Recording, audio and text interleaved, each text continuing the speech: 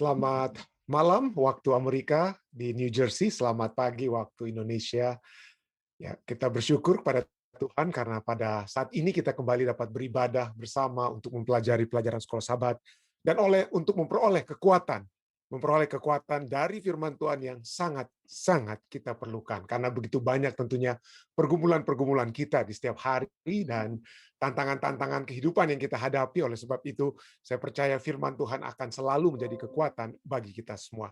Untuk memulaikan acara ibadah kita pada saat ini, saya ingin mengundang Pendeta Ferry Makmal, saya percaya sekretaris daerah dari Nusa Utara di Uni Indonesia Conference Kawasan Timur untuk dapat membuka acara kita dengan doa. Silakan Pendeta Ferry Makmal. Baik, mari kita satu dalam doa. Bapa di sorga, kami memuji dan memuliakan Engkau di waktu pagi, waktu Indonesia ini, atau waktu malam di waktu Amerika. Kami bersyukur bahwa Tuhan masih mempertemukan kami di saat ini melalui media Zoom. Kami percaya ini semua adalah berkat Tuhan, sehingga ada sukacita yang indah di mana kami dipertemukan di saat ini. Kami memohonkan juga pengampunan atas segala dosa kami, sehingga hidup kami berkenan dengan Tuhan selalu. Di saat ini ketika kami siap untuk dapat melanjutkan pembahasan akan sabda firman-Mu melalui pelajaran sekolah sahabat kami, Tuhan kiranya Engkau berkati kami sekalian. Lebih khusus hamba-Mu, Pendeta Stephen Rantung, yang akan dapat menyampaikan pembahasan firman-Mu. Kiranya hikmat bijaksana sorga Tuhan karuniakan, dan kami jemaat Tuhan yang boleh dapat mendengarkan, boleh dapat diperlengkapi, dikuatkan, dan setia dengan Tuhan. Kiranya pelajaran kami di pagi ini akan menjadi berkat bagi kami semua. Kiranya Roh Kudus Tuhan akan menolong dan menyanggupkan kami semua. Ke dalam tangan-Mu kami menyerahkan perbaktian kami di pagi ini. Kami mohonkan ini hanya di dalam nama-Mu Yesus, Tuhan dan Juru Selamat kami. Amin. Terima kasih banyak Pendeta Ferry, Tuhan atas kesempatan yang indah ya bisa bersama-sama dengan Pendeta Ferry juga untuk berbakti pada saat ini. Baik saudara, seperti biasa kita akan bersama-sama mempelajari pelajaran Sekolah Sabat kita yang pada malam hari ini kita akan memiliki tentang satu perjanjian baru ya. Kita akan mempelajari tentang perjanjian baru. Baik, kita seperti biasa saya akan membagikan pelajaran ini untuk kita baca pertama-tama ya. Jadi perjanjian baru yang terdapat dalam Yeremia 31 ayat 31 sampai 33. Ya, ini adalah judul kita dan mari kita mulai membacanya. Ayat-ayat ini adalah pertama kali dalam perjanjian lama menyebut apa yang disebut sebagai perjanjian baru. Di kitab Yeremia nanti kita akan lihat ada 23 kali kata perjanjian berith itu muncul. Tetapi satu-satunya kata perjanjian baru dengan kata baru itu muncul hanya di Yeremia 31 ayat 31. Hanya satu kali itu muncul ya. Jadi cukup signifikan apanya yang baru, apakah ada yang berbeda. Nanti kita akan lihat ya. Nah, kata itu terdapat dalam konteks kembalinya orang Israel dari pembuangan. Kembalinya dari pembuangan di mana? Di Babel, ya, dari pembuangan di Babel. Dan berbicara mengenai berkat yang mereka pasti terima dari Allah. Sekali lagi, sama seperti perjanjian yang lain yang dibuat dengan Nuh, yang dibuat dengan Abraham, yang dibuat dengan Musa, maka Allah lah yang memulai, Allah lah yang memberikan inisiatif dan kuasa. Ya, Allah lah yang memulai perjanjian itu dan Allah yang akan memenuhi perjanjian itu oleh kasih karunia-Nya. Perhatikan juga bahasa di sana. Allah merujuk dirinya sebagai seorang suami bagi mereka. Dia berbicara mengenai menuliskan hukumnya dalam hati mereka. Dan menggunakan bahasa yang berasal dari perjanjian Abraham. Yaitu dia mengatakan dia pasti menjadi Allah mereka. Dan mereka akan menjadi umatnya. Jadi, seperti sebelumnya, perjanjian itu bukanlah sekedar persetujuan resmi yang mengikat sebagaimana halnya hukum pengadilan sekarang ini. Tetapi perjanjian itu berhubungan dengan sesuatu yang lebih lagi. Ya, sesuatu yang lebih. Kita sudah pelajari waktu lalu ya, hal-hal yang lebih ya. Misalnya kita tahu bahwa Allah sendiri yang akan memberikan kuasa memberikan kemenangan, memberikan kelepasan pada saat dia mengadakan perjanjian dengan umatnya. Bahkan dia, seperti kita lihat apa yang terjadi dengan Abraham, Allah sendiri yang boleh dikatakan dalam bahasa manusia, berani mati untuk memenuhi perjanjiannya dengan Abraham. Bacalah Yeremia 31 ayat 33, bandingkan dengan Keluaran 6 ayat 6. Bagian perjanjian khusus manakah yang dibuat dengan orang Israel? Sekali lagi, apakah elemen kunci atau kata kunci yang muncul di kedua ayat ini, apakah yang Allah inginkan dari umatnya? Yeremia 31:33 katakan, tetapi beginilah perjanjian yang kuadakan dengan kaum Israel sesudah waktu itu. Demikianlah firman Tuhan.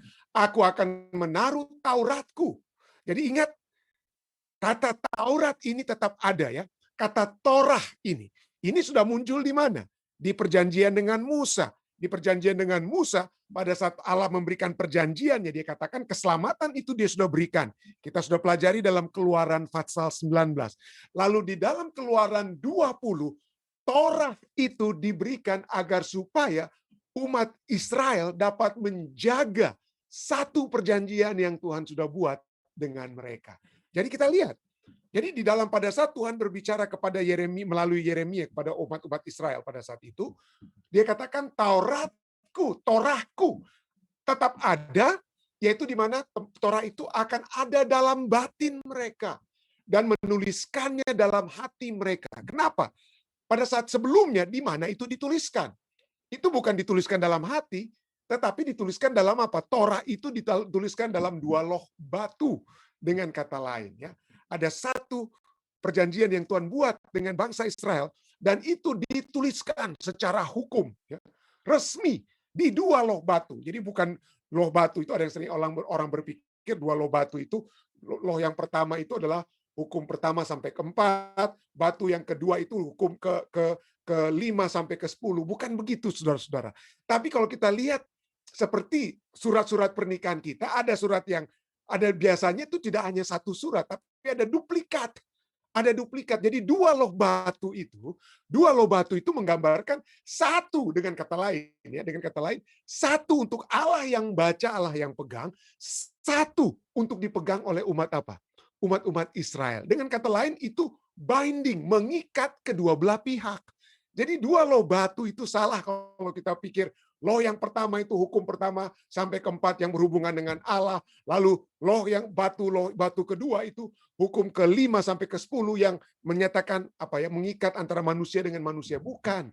Tetapi 2 loh batu itu adalah apa? Satu untuk pihak yang pertama dan satu untuk pihak yang kedua. Dengan kata lain, bahwa perjanjian antara Allah dengan Musa itu bukan hanya mengikat umat Israel itu sendiri, tetapi juga mengikat Allah. Itulah sebabnya ada 2 loh batu. Tetapi sekarang dikatakan gantinya menuliskan itu ke dalam 2 loh batu. Sekarang Allah katakan apa? Aku akan menulis dalam batin mereka, dalam hati mereka, maka aku akan menjadi Allah mereka dan mereka akan menjadi umatku. Keluaran 6 ayat 6 katakan apa? Aku akan mengangkat kamu menjadi umatku. Kamu akan menjadi umatku dan aku akan menjadi Allahmu, sama seperti Yeremia 31:33 ya. Supaya kamu mengetahui bahwa akulah Tuhan Allahmu yang membebaskan kamu dari kerja paksa orang Mesir. Jadi penekanannya adalah aku adalah apa? Allahmu. Allah tidak ingin ada saingan, saudara. Kenapa? Karena Allah tahu saingan-saingan Allah yang kita buat itu tidak ada artinya di hadapan Allah. Kita seringkali membuat saingan yang kita sembah itu adalah harta. Berapa banyak harta isi dunia ini dibandingkan hartanya Allah? Kedudukan. Berapa besar kedudukan yang kita miliki yang dibandingkan dengan kedudukan Allah? Ya. Berapa kuasa kita seringkali membuat apa? Mengilahkan orang-orang kita anggap memiliki jabatan supaya mereka memproteksi jabatan, kedudukan kita dan lain sebagainya. Seberapa besar orang yang dapat memproteksi kita dibandingkan dengan Allah. Itulah sebabnya Allah mau, aku akan menjadi apa? Aku ingin menjadi Allah mereka. Nah, kita lanjutkan dulu ya. Pelajaran sahabat kita katakan, bacalah Yeremia 31 ayat 34. Bandingkan apa yang sementara dinyatakan di sana dengan Yohanes 17 ayat 3. Apakah perkara kunci yang Allah perbuat yang membangun dasar hubungan ini? Yeremia 31:34 katakan, Dan tidak usah lagi orang mengajar sesamanya atau mengajar saudaranya dan mengatakan, kenalah Tuhan. Sebab mereka semua besar kecil akan mengenal aku. Demikianlah firman Tuhan. Sebab aku akan mengampuni kesalahan mereka dan tidak lagi mengingat dosa mereka. Yohanes 17 ayat 3 katakan, inilah hidup yang kekal itu, yaitu bahwa mereka mengenal Engkau satu-satunya Allah yang benar dan mengenal Yesus Kristus yang telah Engkau utus. Nah, kenapa? Kenapa apa mereka tidak tahu? Ya, sampai Yeremia 31 katakan apa? Pada waktu itu dikatakan orang tidak usah lagi diajar. Ya. Kenapa? Apa masalahnya? Apakah karena kurang pemberitaan tentang firman Tuhan? Ya, kurang. Kenapa kurangnya? Bukan karena kurangnya disebabkan Allah yang kurang membawakan beritanya, tetapi umat-umat Israel yang tidak memberitakan tentang Allah kepada sesama mereka. Itulah sebabnya. Ya, itulah sebabnya banyak bangsa-bangsa sekeliling itu tidak mengenal seperti yang seharusnya terjadi. Kenapa? Karena umat-umat Israel gantinya mereka mengabarkan Allah, mereka ingin untuk mempelajari ilah-ilah lain. Mereka ingin mendekatkan diri mereka dengan Allah-Allah lain. Sehingga Allah mereka itu yang seharusnya mereka beritakan, tidak jadi diberitakan. Tapi pada saat Yesus datang, dan melalui murid-murid Yesus, dan kemudian melalui saudara dan saya, tidak ada orang yang akan katakan kami tidak mengenal Yesus atau tidak mengenal Allah. Kenapa? Kita sekarang sudah lebih lengkap. Kita sudah memiliki kitab Alkitab secara lengkap. Perjanjian Lama dan Perjanjian Baru. Yang Perjanjian Baru mengabarkan tentang Yesus. Dan itulah yang kita beritakan. Sehingga tidak ada lagi yang akan apa. Tidak akan orang yang akan bilang, oh kenapa saya tidak pernah dengar, dan lain sebagainya. Dengan segala macam media yang kita gunakan, maka kita dapat menjangkau seluruh umat manusia saat ini. Nah, mari kita kembali ke pelajaran sahabat kita ya. Saya tambahkan dari tadi ya. Tapi mari kita kembali lagi ke dalam pelajaran sahabat kita. Dalam Yeremia 31 ayat 31 sampai 34, seseorang dapat melihat kedua unsur, yaitu kasih karunia dan penurutan. Sebagaimana dalam perjanjian-perjanjian sebelumnya juga. Allah pasti mengampuni dosa-dosa mereka, dan Allah akan masuk ke dalam satu hubungan dengan mereka. Dan Allah akan mencurahkan rahmat-Nya dalam kehidupan mereka. Dan sebagai hasilnya, umat menurutinya. Umat manusia atau kita, umat pilihannya, menurutinya. Ya. Bukan dalam cara menghafal. Bukan dalam cara menghafal atau seperti mesin, tetapi murni oleh karena mereka dikatakan mengenal Dia, mengenal Allah. Karena mereka atau kita mengasihinya dan karena ingin melayaninya. Hal ini menangkap inti dari hubungan perjanjian yang Tuhan usahakan, perjanjian baru yang Tuhan usahakan dengan umatnya. Bagaimanakah Anda mengerti ide hukum yang dituliskan dalam hati? Apakah itu berarti bahwa hukum menjadi subjektif dan sifatnya pribadi? Sesuatu yang perlu diterapkan dan diterapkan menurut wujud hati pribadi kita masing-masing? Ataukah itu berarti lain? Jika demikian apa? Tentu saja kita percaya pada saat hukum tersebut, Torah atau yarah, Torah itu dari kata yarah ya, artinya instruksi atau arah, jalan. Ya, jadi 10 firman Tuhan itu adalah 10 arah Tuhan, 10 jalan Tuhan, 10 instruksi yang Tuhan ingin kita menjadi apa? Bagian kita. Dan sekarang instruksi itu gantinya kita lihat di luar. Seringkali kita melihat instruksi, melihat apa? Catatan atau apa GPS, kita lihat GPS itu di luar. Tetapi sekarang pada saat saya pergi ke tempat-tempat tertentu, saya tidak perlu lagi pakai instruksi itu. Saya tidak perlu lagi pakai GPS. Bukan karena saya sudah apa ya? Sudah maha tahu, tidak. Tetapi karena GPS atau instruksi itu sudah ada dalam apa? Hati dan pikiran saya. Secara otomatis saya sudah tahu mau belok ke kiri atau belok ke kanan. Kalau saya pergi misalnya dari Universitas Kelabat menuju kantor Uni Indonesia kawasan Timur, saya tidak perlu lagi apa? Pakai GPS, petunjuk arah. Kenapa? Sudah saya kuasai apa? Luar dalam dengan kata lain ya. Jadi itulah arti bahwa di mana Torah atau instruksi Tuhan itu sudah ada di dalam diri kita. Tapi inilah fokus pelajaran kita ya. Pelajaran kita berbicara tentang perjanjian yang ada di dalam kitab Yeremia. Dikatakan itu adalah perjanjian apa? Perjanjian yang baru Kenapa? Apa yang beda dengan nenek moyang yang seperti kuadakan kepada nenek moyang? Apa yang bedanya? Yang mana dengan nenek moyang itu telah mereka apa? Ingkari. Ya, kenapa? Karena berbedanya adalah bahwa nenek moyang mereka itu hanya sebatas mulut. Orang Jakarta bilang hanya ngomong doang, hanya di luar. Mereka tidak menghidupkan satu kehidupan kasih tersebut di dalam diri mereka. Ya, jadi firman Tuhan itu hanya untuk dihafal seperti yang kita lihat tadi ya. 10 firman Tuhan Torah tersebut itu hanya untuk dihafal. Jangan padamu ada ilah lain di hadapanku, jangan kamu berzina, jangan kamu membunuh, jangan kamu. Hanya sebatas dihafal. Tetapi tetap persinahan itu tetap kita lakukan setelah kita selesai menghafal. Dan inilah yang apa? Yang mana Tuhan katakan inilah perjanjian baru itu bukan berarti baru apa ya? Baru itu adalah yang lama itu sudah tidak berguna. Makanya banyak orang Kristen katakan, oh kita tidak perlu lagi perjanjian lama tersebut dengan Taurat tersebut karena itu sudah apa? Sudah hilang. Kita sudah ada yang baru. Nah, kata perjanjian atau covenant itu berit ya. Seperti kita sudah pelajari itu lalu.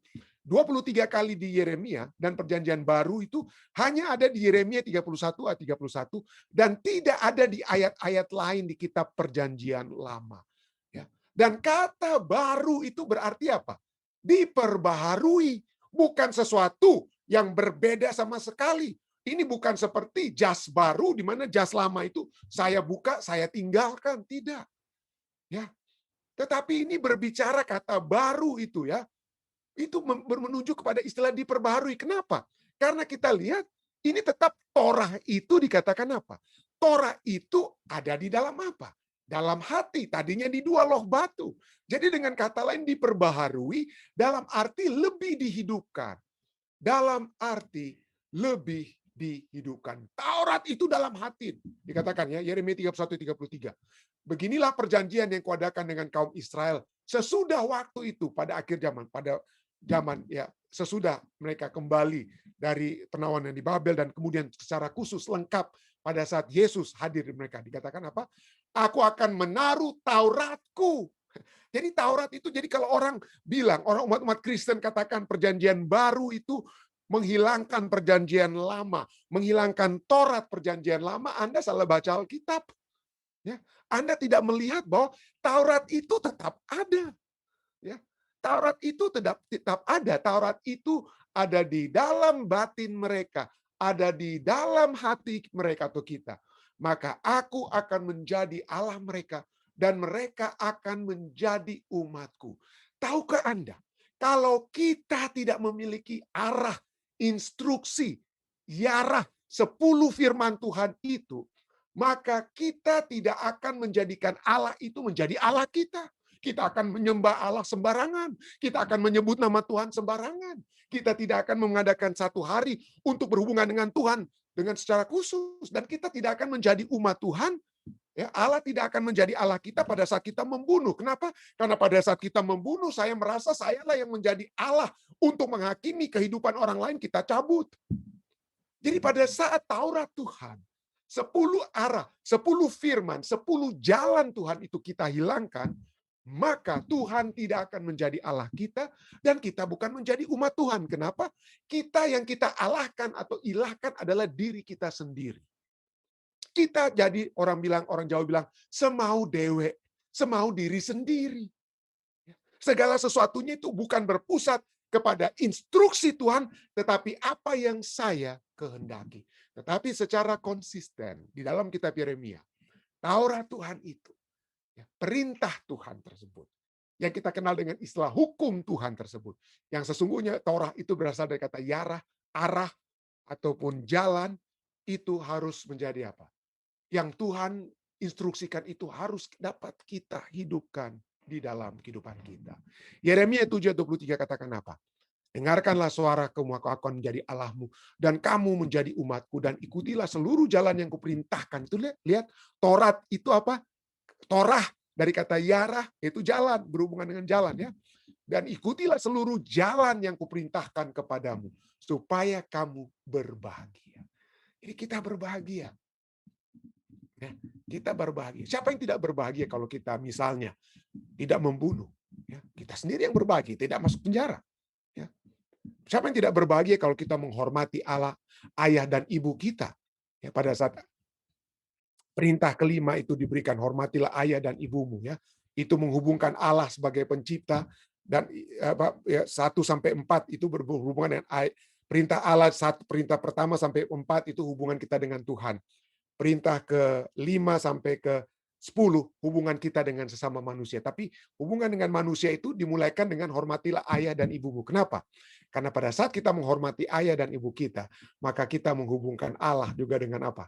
Manusia. Ya, kita menghubungkan Allah karena orang tua kita semua lahir dari orang tua. Jadi orang tua itu adalah wakil Allah. Kita menjadi wakil Allah pada saat kita menjadi co-creator. Ya, kita menjadi apa? Seperti menjadi creator, pencipta dengan kata lain, anak-anak kita ya. Jadi pada saat mereka menghargai, menghormati kita, maka itu juga apa? Menghubungkan surga dan apa? Menghubungkan surga dan bumi. Itu tambahan sedikit ya. Tapi poinnya adalah saudara-saudara bahwa umat pilihan Allah, umat sisa, the remnant church itu tujuannya itu untuk apa? Ini penting sekali. Kenapa? Karena kita akan lihat bagaimana orang Israel itu gagal. Kenapa? Karena bagi mereka perjanjian Allah dengan orang Israel itu the end. Itulah akhir dari segala sesuatu. Kami sudah menjadi umat pilihan. That's it. That's the end.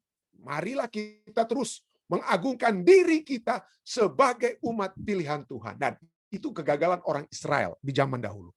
Tapi jangan lupa, itu juga dapat menjadi kegagalan umat-umat sisa di akhir zaman yang hanya karena mereka pikir mereka adalah kita pikir kita hanya umat sisa dan that's it.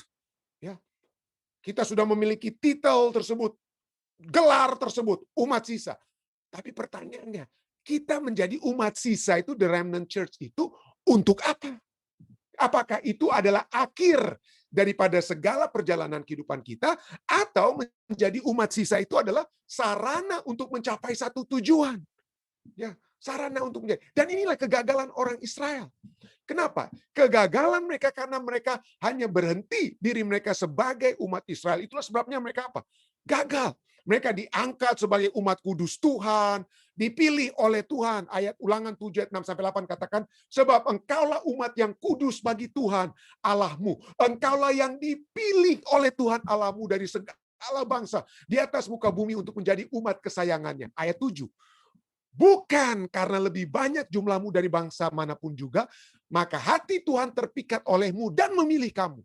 Bukankah kamu ini yang paling kecil dari segala bangsa? Tetapi kenapa Tuhan harus memilih mereka? Kenapa Tuhan harus memiliki the remnant church menjelang kedatangan yang kedua kali? Kenapa? Ayat 8 katakan apa? Tapi karena Tuhan mengasihi kamu dan memegang sumpahnya yang telah diikrarkannya kepada nenek moyangmu. Wah, kalau kita lihat seperti ayat ini, ya itu sah-sah saja bangsa Israel itu bangga. Mereka atau orang Yahudi zaman sekarang bangga mereka tetap menyatakan diri mereka sebagai umat sisa, umat pilihan dan lain sebagainya. Tetapi coba kita lihat. Kenapa Tuhan memilih dan dihubungkan orang Israel sebagai umat pilihan dan dihubungkan dengan, karena itu adalah yang diikrarkan sumpahnya dengan nenek moyang. Kenapa? Apa yang Tuhan sumpahkan dengan Abraham? Kejadian 12 ayat 3 katakan apa? Supaya apa? Aku akan memberkati orang yang memberkati engkau, mengutuk orang yang mengutuk engkau, dan olehmu, nah ini penting sekali, olehmu semua kaum di muka bumi akan mendapat berkat. Masalahnya dengan orang Yahudi saat ini, mereka hanya melihat bahwa mereka menjadi umat pilihan dan berkat itu berhenti di mereka. The end, it is ended with them. Jadi kita hanya apa? Dengan kata lain, jangan kita menjadi umat pilihan, kita diangkat, dipilih oleh Tuhan menjadi umat pilihan, lalu kita duduk manis-manis sebagai umat pilihan. Yang penting masuk gereja, yang penting saya apa? Tetap diidentifikasikan sebagai umat pilihan Tuhan dengan membayar perpuluhan, dengan apa? Dengan masuk gereja hari Sabat. Oh, itu tidak ada salahnya, bagus saudara-saudara. Tetapi semua itu masuk gereja hari Sabat, membayar perpuluhan, setia kepada Tuhan. Itu semua itu bagus, harus kita lakukan. Tetapi mereka semuanya itu adalah sarana untuk mencapai tujuan akhir. Dan apa tujuan akhir? Agar semua kaum di muka bumi mendapat berkat. Atau seperti yang Yesus katakan, agar seluruh umat manusia menjadi murid Yesus. Dan itulah kegagalannya orang Israel ya. Kegagalan orang Israel sebagai umat pilihan. Mereka pikir umat pilihan itu yang penting. Mereka akan apa? Berhenti di mereka itu saja. Ya. Tapi Lukas 3:8-9, ini yang Yohanes katakan. Ini yang Yohanes katakan kepada orang-orang Israel, orang-orang Yahudi yang datang mendengar dia berkhotbah. Dia katakan apa? Hasilkanlah buah-buah yang sesuai dengan pertobatan. Janganlah berpikir dalam hatimu, Abraham adalah bapa kami. Itu artinya apa? Abraham adalah bapa kami, artinya kami anak Abraham. Kami anak pilihan. Kami umat terpilih. Kami umat sisa. We are the remnant church. Jadi jangan hanya kita berpikir begitu. Ya, Yohanes sudah katakan kepada orang Yahudi, jangan berpikir dalam hatimu Abraham bapa kami, karena aku berkata kepadamu, Allah dapat menjadikan anak-anak bagi Abraham dari batu-batu ini. Tapi ini dia, poin berikut 9, jangan lupa ini ayat ke-9. Kapak sudah tersedia pada akar pohon, dan setiap pohon yang tidak menghasilkan buah yang baik akan ditebang dan dibuang ke dalam api. Percuma menjadi umat sisa kalau tidak menghasilkan buah-buah. Ya. Kapak tersedia. Kita tahu buah roh adalah kasih, kelemah lembutan, dan lain sebagainya. Kita sudah pelajari waktu lalu. Kalau kita tidak menghasilkan satu kehidupan seperti Kristus, maka percuma kita menganggap diri kita sebagai umat sisa. Keras sekali. Kapak sudah tersedia. Kapak tersedia untuk potong kita, dengan kata lain ya. Jadi menjadi umat pilihan itu adalah pertama-tama menurut Yohanes, kita berbalik kepada Allah, bertobat, dan kemudian menghasilkan buah-buah yang kemudian menghidupkan orang lain. Adakah orang melihat Yesus dalam kehidupan saudara dan saya? Jadi umat pilihan itu bukan berarti menjadi hanya satu-satunya umat yang dicintai Allah, tetapi menjadi yang pertama dicintai Tuhan, agar supaya cinta Tuhan tersebut dapat menjadi bagian semua umat manusia. Itulah sebabnya kita menjadi umat pilihan bukan karena kita menjadi satu-satunya akan apa? Dicintai, satu-satunya akan diselamatkan, tetapi kita yang menjadi yang pertama diselamatkan, pertama dicintai, agar supaya umat manusia dapat dicintai, agar supaya umat manusia dapat diselamatkan melalui kita. Tapi kalau kita hanya berhenti duduk manis, tidak berbuah, maka kita tidak menjadi umat pilihan yang berbuah. Dan kembali, bagaimana supaya, pendeta, pertanyaannya, aduh bagaimana ini supaya saya, pendeta, apakah saya harus berkhotbah, saya harus bikin ini, wah saya nggak bisa pendeta, seperti pendeta dan lain sebagainya mungkin kita katakan. Tapi kita lihat, yang Allah janjikan itu bukan Anda apa ya, pertama-tama itu yang Anda harus hidupkan apa ya, firman Tuhan di dalam hati kita. Beginilah perjanjian yang kuadakan dengan kaum Israel. Sesudah waktu itu demikianlah firman Tuhan. Aku akan menaruh Tauratku dalam batin mereka. Menuliskannya dalam hati mereka. Aku akan menjadi Allah mereka dan mereka akan menjadi umatku. Kalau firman Tuhan itu sudah ada dalam hati dan batin kita.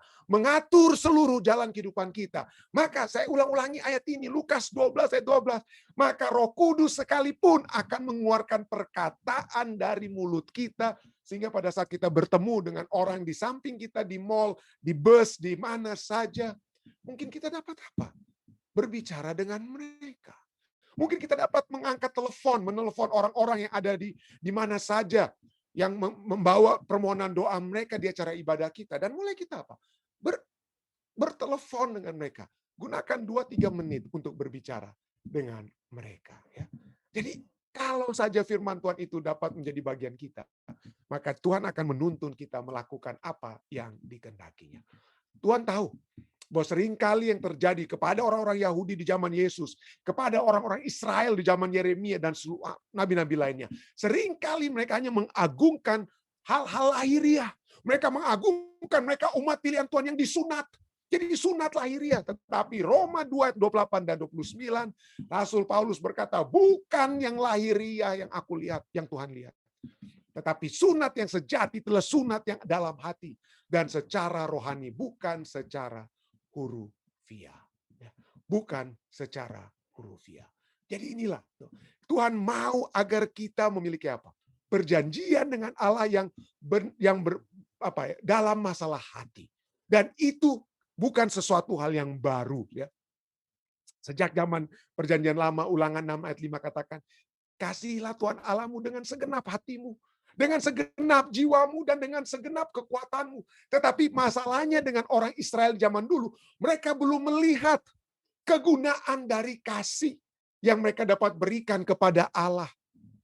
Mereka belum melihat pengorbanan Allah yang dapat menjadi nyata di dalam kehidupan mereka. Tetapi ada satu pengalaman yang orang Israel tidak lihat, yang saudara dan saya sekarang sudah lihat. Apa itu? Sudah dinyatakan dalam Yeremia 31:34. Pada saat itu dikatakan, tidak usah lagi orang mengajar sesamanya atau mengajar saudaranya dengan mengatakan kasihan, kenalah Tuhan, sebab mereka semua besar kecil akan mengenal aku, demikianlah firman Tuhan. Sebab aku akan mengampuni kesalahan mereka dan tidak lagi mengingat dosa mereka. Orang-orang Israel di zaman Musa dan kemudian nabi-nabi, pada saat mereka ingin mendapatkan pengampunan dosa, mereka harus menyembelih domba ataupun hewan-hewan lainnya, ya, hewan-hewan korban. Mereka harus sembelih. Tetapi ada satu pengalaman yang saudara dan saya sudah lihat. Untuk pengampunan dosa kita, kita sudah melihat anak Allah yang mencurahkan darahnya bagi kita, agar supaya keselamatan itu dapat menjadi bagian kita. Dan kita sudah saksikan hal tersebut. Kita sudah melihat hal tersebut. Itulah pengalaman yang lebih yang telah kita miliki daripada orang-orang di zaman dahulu, di zaman Alkitab, di Perjanjian Lama. Oleh sebab itu, biarlah pengalaman kematian Kristus di kayu salib itu terus-menerus masuk dalam hati dan pikiran kita, sehingga kita memiliki kecintaan, kerinduan untuk terus-menerus mendekatkan diri kita dengan Allah, mendekatkan diri kita dengan Tuhan. Dan dengan demikian, maka firman Tuhan tersebut, maka Taurat Tuhan itu sudah akan selalu berada dalam hati dan pikiran kita. Saya bawa ini dalam nama Yesus. Amin. Baik, saudara sekalian, jika ada tambahan, pertanyaan, ataupun hal-hal yang dapat disampaikan pada saat ini, di Tuhan di Zoom sudah ada, selain ada orang tua saya, Om Rain, ada juga Pendeta Ferry Makmal dan saudara lainnya, tentunya yang dapat memberikan tambahan ataupun pertanyaan. Ya. Silakan jika ada. Ya. Ada kira-kira tambahan? Ya. Ada. Sorry. Ya, silakan. Siapa yang lebih dulu? Saya tidak sempat lihat. Mungkin kita mulaikan mungkin dengan pendeta orang tua saya, pendeta Alex Rantung senior. Silakan, pendeta senior.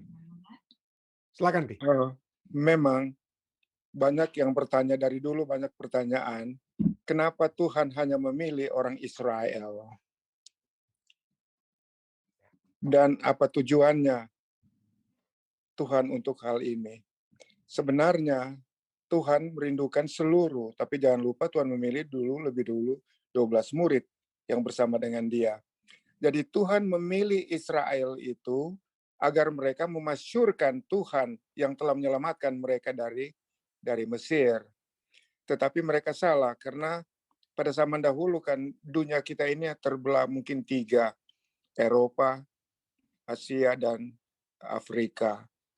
Dan Israel itu sebenarnya pusat perdagangan, sehingga semua yang datang berdagang, berbelanja di sana, berdagang, dapat mendengarkan pekabaran mengenai Tuhan. Tetapi mereka gagal untuk melakukannya. Sehingga akhirnya dialihkan bukan saja kepada Israel badani, tapi dialihkan kepada Israel rohani.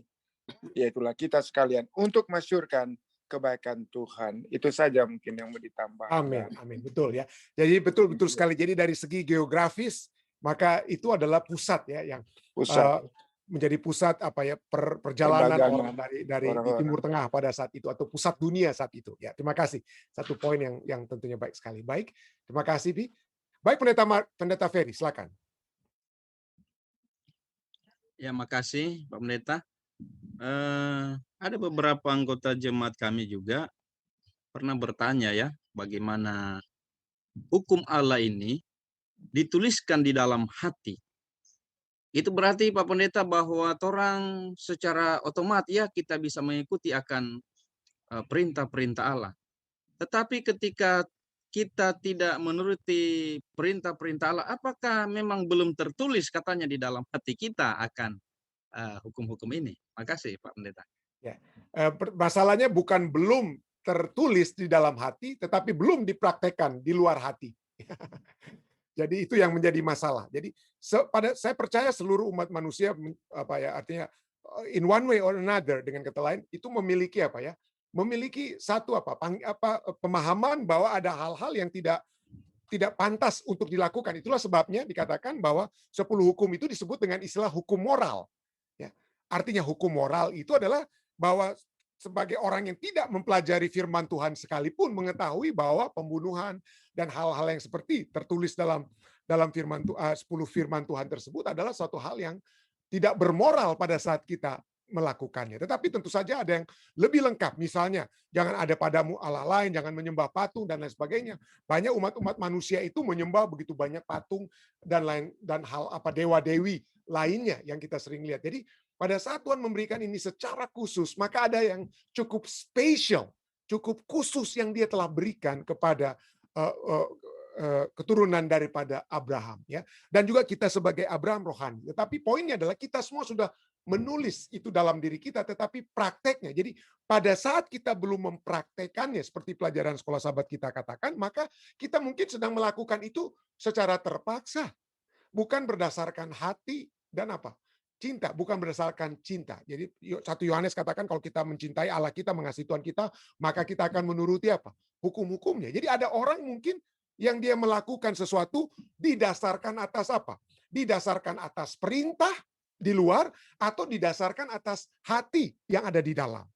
Jadi kalau kita sudah melakukan sesuatu, kita melakukan kehendak istri kita melakukan kehendak suami kita yang didasarkan oleh cinta, bukan oleh rasa takut, maka itu dapat dikatakan bahwa itulah seperti bahwa tindakan kita itu kita keluarkan dari dalam hati, gantinya dari hal-hal seperti perasaan takut dan lain sebagainya. Mungkin itu dapat. Jadi bukannya belum tertulis, tapi belum dipraktekkan mungkin ya.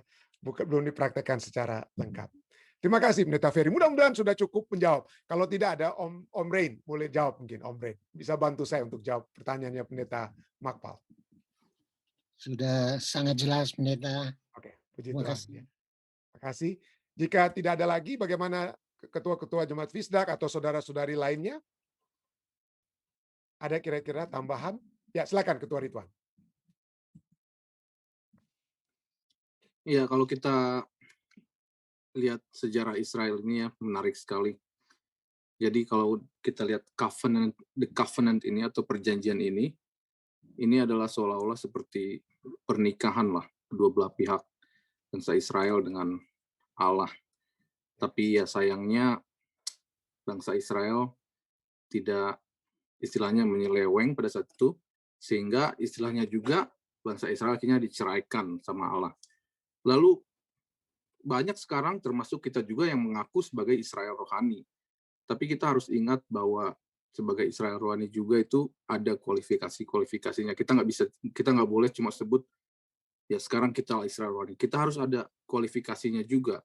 Dan kualifikasinya itu kita bisa dapatkan di Matius ya, perumpamaan tentang kebun anggur, di mana kalau kita tidak berbuah, ada penggarap-penggarap, dibunuh penggarapnya sama siapa. Tapi kalau kita tidak berbuah, ya berarti kita bukan Israel rohani. Makanya kita harus berbuah juga, yaitu tabiat-tabiat kita, karakter kita. Sebab kalau kita tidak berbuah, tapi kalau kita mengaku sebagai Israel rohani, ya itu berarti salah itu. Kita harus berbuah dulu, barulah kita bisa mengaku bahwa kita itu adalah Israel rohani. Harus kita memiliki karakter seperti Kristus. Terima kasih. Amin. Terima kasih baik Pak Hingga. Ada lagi dari saudari lainnya? Jika tidak ada dari Zoom, bagaimana dari live stream, Dek? Apa ada tambahan dari live stream? Tidak ada tambahan dari live stream, Pendeta. Oke, jika tidak ada, kita akan masuk tentunya ke bagian yang kedua, pokok-pokok doa yang akan dibawakan silakan disampaikan pada saat ini. Mungkin ada yang ingin menyampaikan melalui Zoom yang dapat saya lihat, silakan. Silakan diangkat tangan jika ada. Mungkin dari Santi. Oke, dari Pendeta Ferry dulu. Ya, silakan Pendeta Ferry. Terima kasih Pak Pendeta. Tolong didoakan kita sebentar ada baptisan. Akan dijalankan sebentar malam kurang lebih sesudah kebaktian Vesper. Jadi doakan calon baptisan ini sebelumnya memang dia bukan Advent, dia sudah belajar dan dia akan mengambil keputusan. Mudah-mudahan keputusannya akan Wombay, saudara Wombay, Ya. ya, mirip-mirip Bombay begitu, saudara Wombay. Oke. Ya. Makasih Pak Pendeta. Sama-sama ya, bersama. Baik, ada lagi saudara lainnya? Silakan. Ya. Jika ada, Santi ya, silakan Santi. Ya, Pendeta minta didoakan. Tadi kita habis ambil fingerprint di FBI untuk pekerjaan karena bos saya minta untuk fingerprint. Moga-moga hasilnya baik dan moga-moga saya terus bekerja di sini. Itu harapan dan doa saya. Amin. Background check sepertinya ya, mungkin. Ya, background check ya. Oke, terima kasih. Ada lagi saudara-saudari lainnya? Silakan. Ini kalau nggak salah saudari Nova Wongkar. Ya, silakan di-unmute. Baiklah, terima kasih kesempatan yang diberikan. Saya hanya minta didoakan khusus untuk kami Jemaat Hausen. Di Holland? Ya. Selamat bergabung. Selamat pagi. Ini tengah malam mungkin ya di Hausen. 2:30 pagi. Wow, oke. Khusus untuk, ya selama ini pandemik sudah setahun lebih, kita masih lockdown, dan sebelumnya sudah hampir setahun, jadi sudah mau 2 tahun total, kami belum sempat ada perjamuan kudus. Jadi itu sangat begitu rindu melihat minggu lalu dengan Jemaat Tumoto dan jemaat yang lain, melihat ada perjamuan kudus. Jadi sangat gimana ya, ada kerinduan yang begitu besar, tetapi ya mudah-mudahan minggu depan kita ada conference dari pemerintah untuk bagaimana kelanjutannya, apakah gereja boleh dibuka lagi dan semua toko-toko dan semoga itulah yang kerinduan kami. Kiranya kami boleh cepat berkumpul dan mengadakan perjamuan kudus. Terima kasih. Oke, terima kasih Saudari Nova Wongkar ya, yang ada di Belanda. Jadi sudah ada dari Belanda, dari Jerman, ada Tante Jamie juga. Ya, kita bersyukur dapat bersama-sama walaupun jam 2:30 pagi di sana. Ya, baik, saudara lainnya ada lagi? Ada lagi yang bisa? Oke, silakan Saudari Lucy. Di unmute dulu ya. Tolong doakan hari Minggu Tante Yulin akan divaksin, Pendeta. Thank you. Ya, Jemaat Fisdak ada 31 orang yang sudah mendaftar dan besok jam 3 siang ya waktu Amerika kami semua akan pergi untuk divaksin ya. Jadi puji Tuhan, mudah-mudahan kita sudah bukan lagi mengadakan perjamuan suci. Perjamuan suci kami di jemaat Ibu Saudari Nova kami lakukan adalah sudah dibagi-bagi roti dan anggurnya, jadi kita akan melakukan melalui online. Jadi pada saat ada yang instruksikan di online di TV ya, baru kemudian anggota di tempat masing-masing makan dan minum roti dan anggur tersebut. Jadi tapi ya itu bukan ideal ya. Kita idealnya kalau bisa sama-sama di dalam gereja tentunya. Baik, terima kasih Bu Lucy Saudari Lucy yang sudah memberikan ini. Ada lagi yang lainnya? Jika tidak ada, bagaimana melalui live stream, Dek? Dari live stream ada silent request dari Ibu Rita Londa dan juga masih tolong minta didoakan Mike Risakota dan juga Tante Ros yang masih sedang kurang sehat, Pendeta. Ya. Baik. Ada lagi kira-kira? Jika tidak ada, ya. Jika tidak ada, mari kita bersatu dalam doa. Bapa yang penuh kasih dalam takhta kerajaan surga pada malam hari ini, pagi-pagi hari di Eropa dan di tempat lain dan juga pagi hari di Indonesia, kami datang kepadamu Tuhan. Kami mengucap syukur atas kesempatan yang indah kembali kami diingatkan agar supaya perjanjian yang baru yang Tuhan sudah nyatakan di dalam kitab Yeremia 31 ayat 31 sampai 34 dapat menjadi bagian kami. Dapat menjadi bagian kami Tuhan, karena kami mengetahui bahwa Tuhan telah memberikan satu kesempatan yang indah kepada kami umat-umat-Mu untuk dapat menjadi penyalur berkat-berkat surga yang pertama-tama sudah dijanjikan kepada Abraham, tapi dapat diberikan kepada seluruh umat manusia.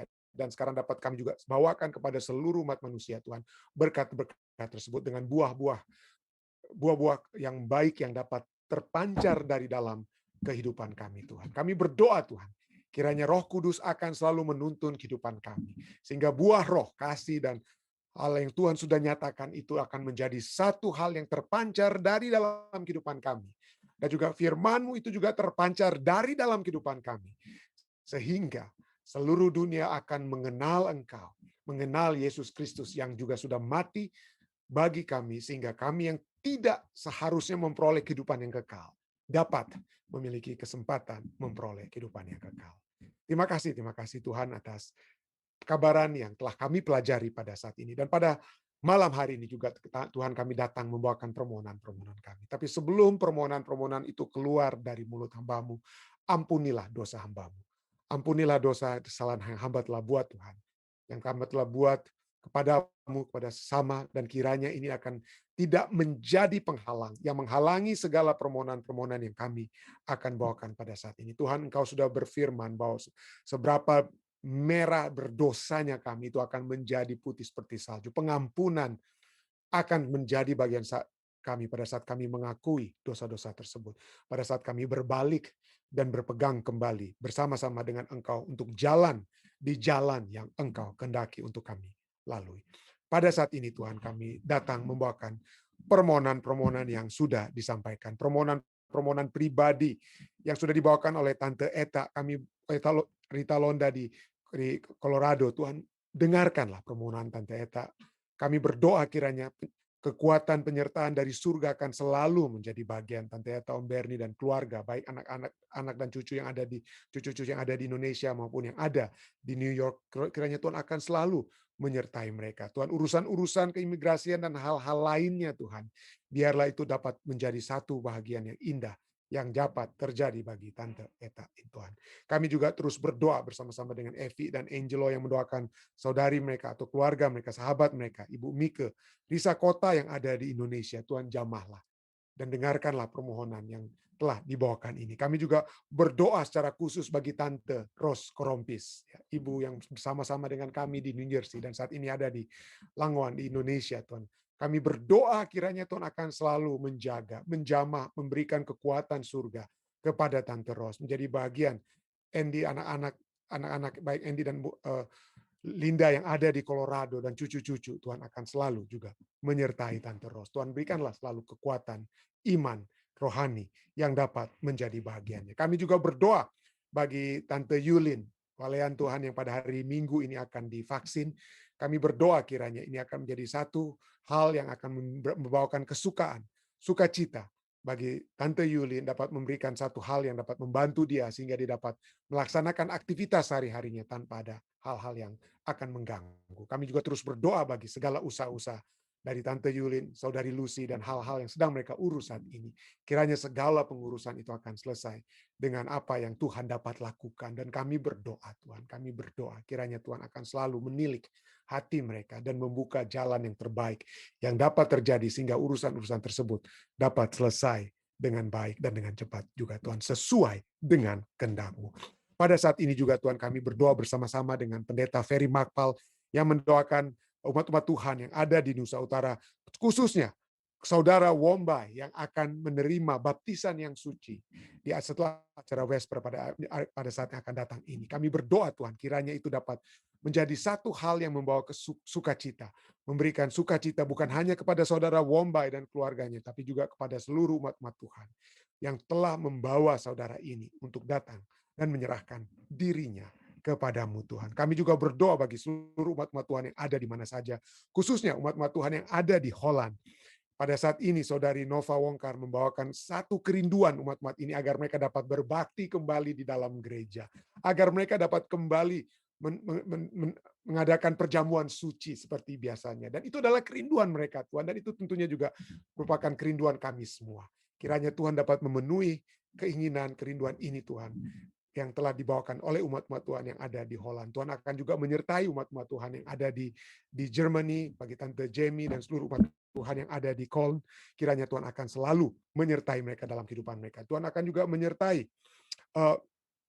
umat-umat Tuhan yang ada di Colorado. Santi pada saat ini membawakan permohonannya Tuhan. Dia sudah ada background check pada saat ini, dan kami berdoa kiranya hasil yang baik itu juga akan menjadi bahagiannya sehingga dia dapat bekerja tanpa ada halangan. Kami juga berdoa untuk seluruh umat-umat Tuhan lainnya yang ada di Colorado, yang ada di Indonesia, yang ada di Washington State, yang ada di California, dan di mana saja, khususnya juga yang ada di Jemaat Visdak. Kami juga rindu Tuhan di Jemaat Visdak untuk dapat kembali masuk ke dalam gereja berbakti bersama, dan kami bersyukur Tuhan satu langkah besar akan diambil besok pada saat umat-umat Tuhan dari Jemaat Visdak 31 nama ini akan mendapatkan vaksinasi pada besok hari Tuhan. Kiranya ini dapat menjadi satu langkah besar di mana kami akan dapat diizinkan untuk kembali masuk ke dalam gereja dan mengadakan perjamuan suci. Wal Sabat depan ini kami masih tetap akan mengadakan perjamuan suci walaupun masih harus dilakukan secara online Tuhan. Tapi kami rindu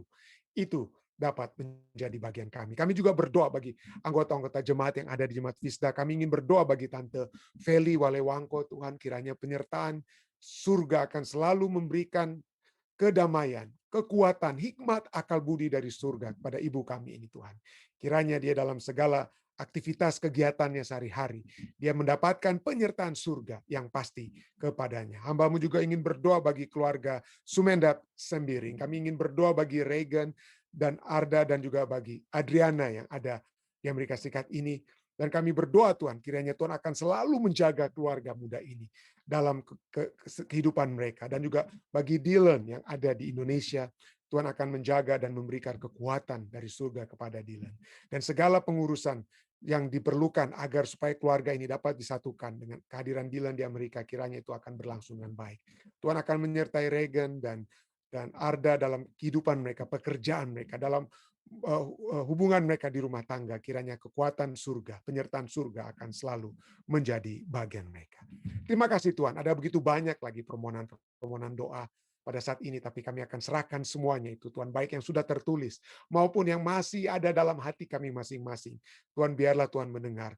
Tuhan mendengarkan semua umat-umat Tuhan yang sudah hadir dengan permohonan mereka. Ibu Ice yang berdoa untuk anaknya, Saudara Ronald Walian. Kami juga berdoa Ibu Meiska yang berbakti bersama-sama dengan kekuatan yang surga dapat berikan. Dan seluruh umat-umat Tuhan lain yang hamba tidak sempat sebutkan satu persatu.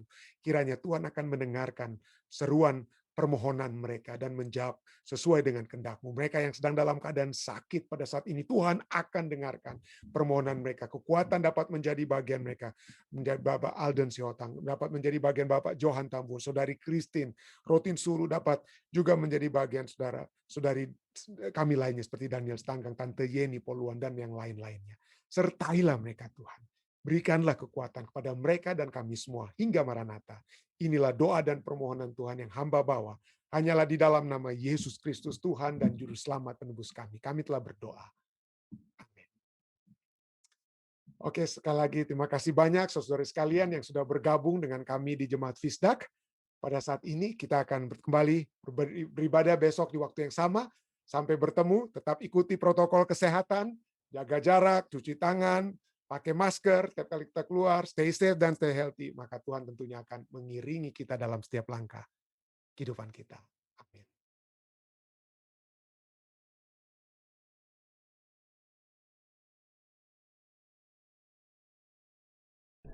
Pendeta besok jadi jam 3, jam 1 Pendeta?